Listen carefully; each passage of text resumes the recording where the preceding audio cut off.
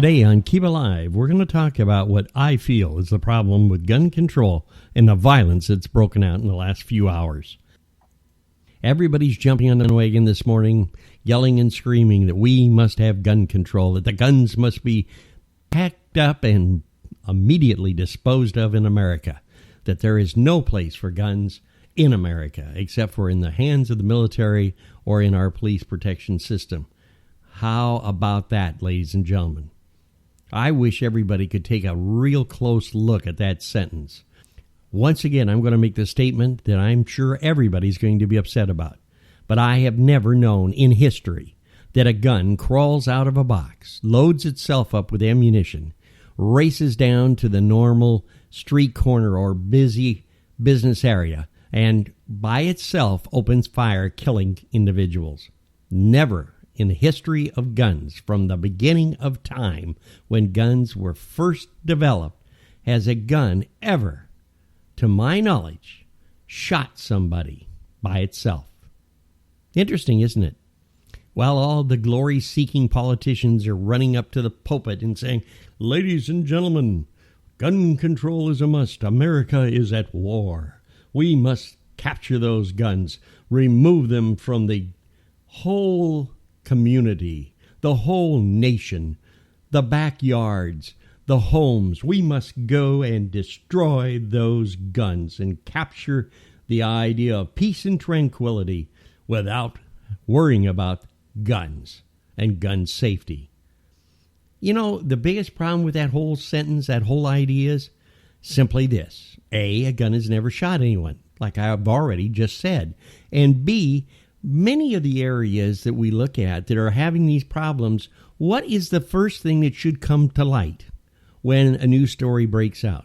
When a individual, male or female, decides to pick up a gun and wipe out half of the population. What's the problem, do you suppose?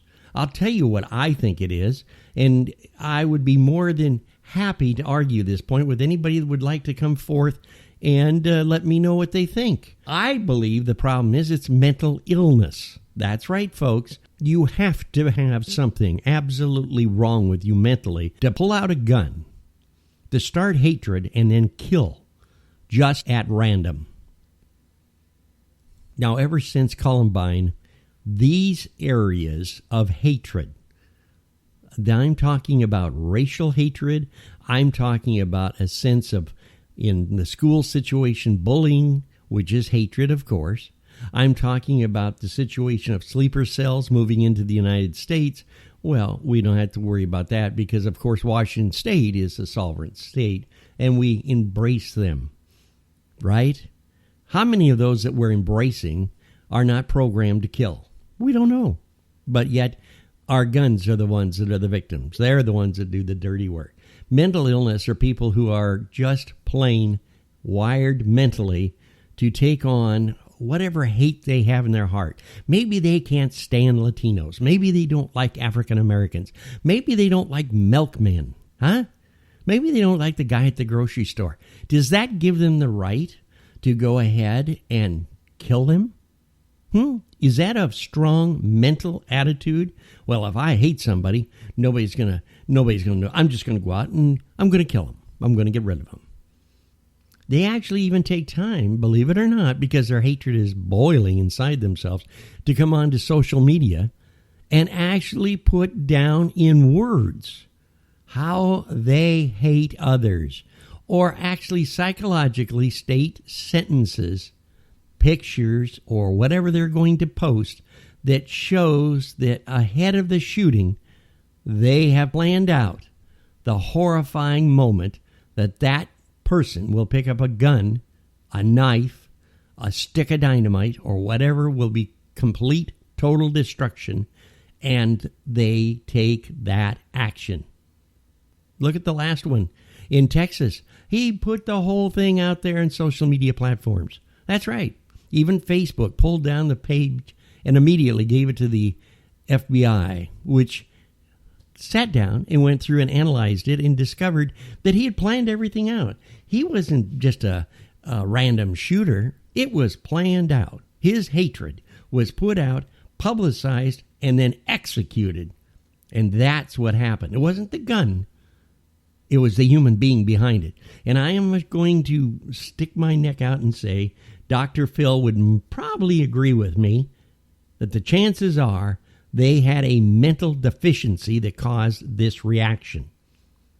Normal human beings that are raised like human beings with a loving family that believe in their community, that believe in America, do not run around and just randomly take out a rifle or a handgun or a knife or a grenade and kill people, just to kill people.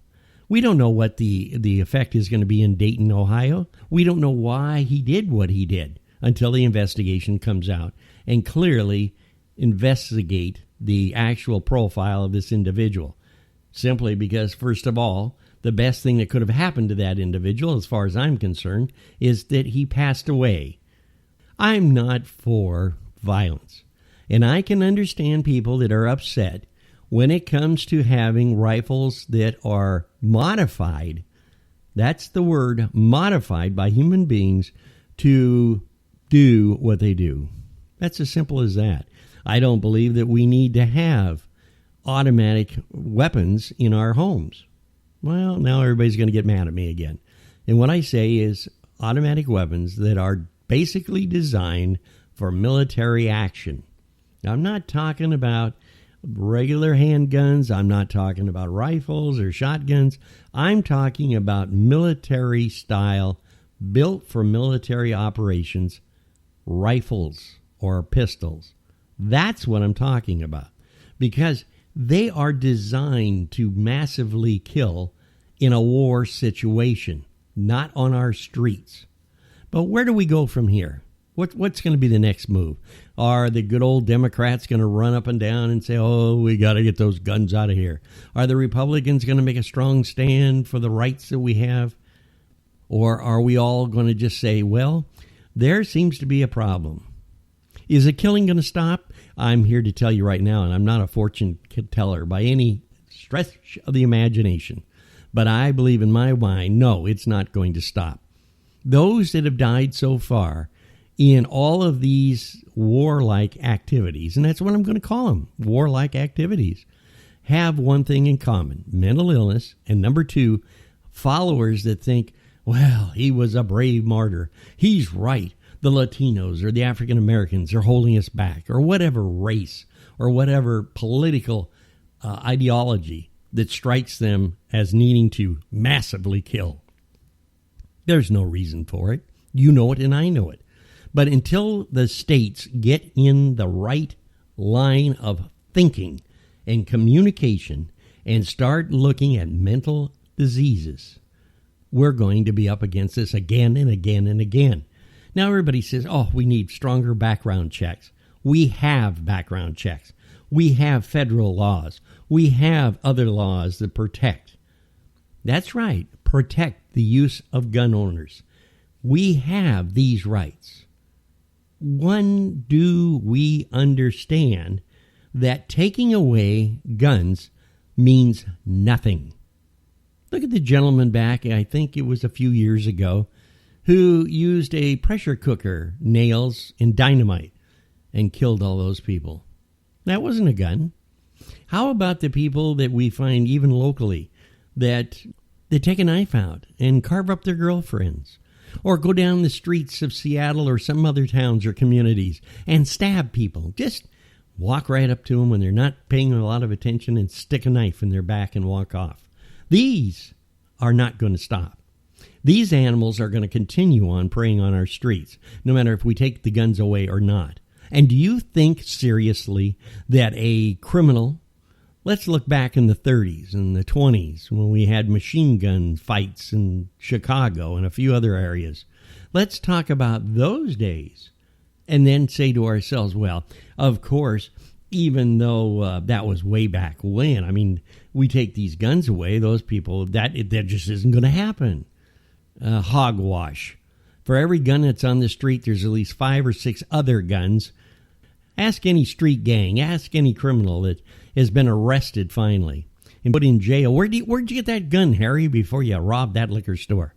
And you're going to find out that that gun didn't come from a registered legal firearms. It didn't come from online, from a legal source. It came from, hey, Harry, I'm opening up my trench coat, buddy. I got a 45 down here. She's a nice one. I'm telling you right now, $500, you can have this in a box of ammo ready to roll. That's where it's going to come from. And let's look at the other side of the story. Banned all guns. Well, how many killings do we have with knives? Well, we better ban knives. How many killings do we have with people being strangled? Well, we better get rid of ropes and people have to wear suspenders because belts are also used in killing people. If somebody wants to kill somebody massively or individually, do you really think that banning everything is going to stop them? That they're going to say to themselves, oh, I can't go out there and strangle her, stab her, or shoot her because I just don't have the weapon. No, mental illness will decide how, when, and where to execute if that's what's embossed in their minds. Come on, America, and I send out a challenge to all the people that are leading this country, our legislators, our congressmen, all of the fine individuals that run and lead and build our country, to step up and start mentally looking at mental illness. Let's get the bucks rolling for mental illness. Let's tighten up the belt on mental illness. The drug war, well, hey, everybody says we lost at that. The drug war also causes mental illness, doesn't it? We've kind of walked away from that, haven't we? Yes, we have. And who knows if any of these people that are definitely insane did not at one time or another experience drugs or are still using drugs when they went out and pulled the trigger on 50 or 100 people just to see them die. How many kids do we have out there that are mentally set because of abuse at home, sexually or physically or mentally? They get to the point whereas nothing is positive, everything is negative, and the only way that they can come out of it is simply by doing a violent act on others. I don't know if you understand the premise of what violence is about, but I do. And we're seeing it on the streets. We're seeing it in our towns and communities across the United States. And it's not going to end until we really get serious. If you have any comments, or if you believe that I've just shot off my lips for no reason at all, I want you to send me an email at Keeba, Keeba, agency.com. I personally read every email and will respond to you within 24 hours. So, I guess today it's kind of a different way to close the show, but I still believe in it. If, no matter how dark things get, and no matter how the world turns to the dark side, if we Americans simply keep us smiling, we are going to continue to keep a great country great.